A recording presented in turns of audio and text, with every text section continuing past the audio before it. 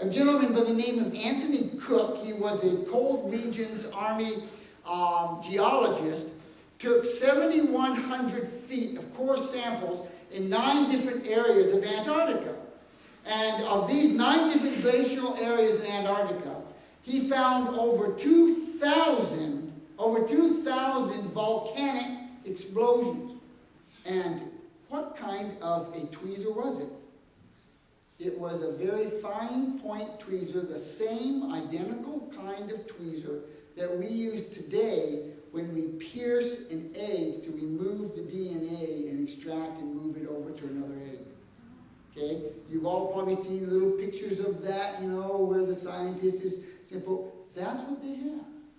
They found that here. Okay? What are they doing with that? Why did they make it? Next.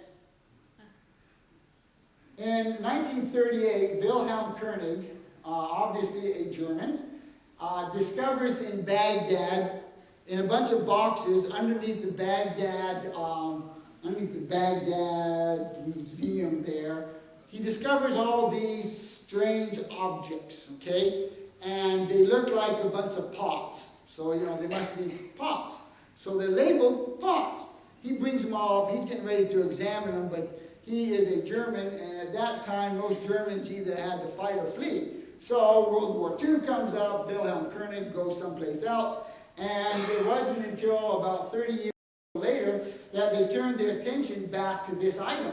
It was found, these had been found in the Egyptian tombs, in the pyramids, and they were dated at about 200 BC.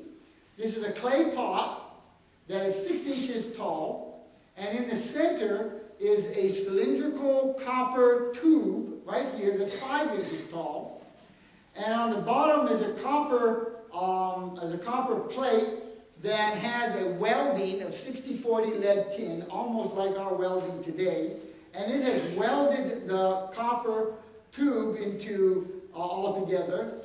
Yttrium has been used. Let's go next a few times. Next. Get that little ugly thing off right there. Go away. On. Am I doing that or you?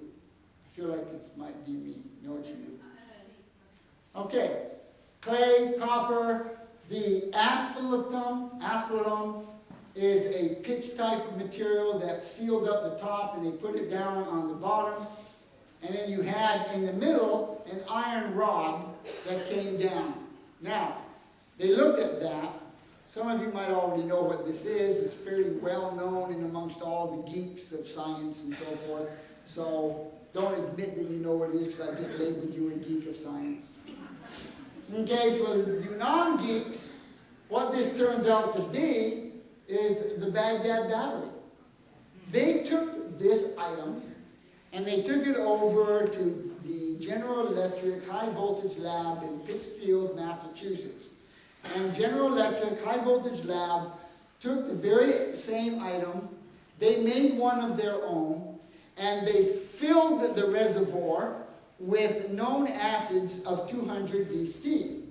And they filled them with acetic acid or citric acid or copper sulfate. Those were 3 well-known acids at that time.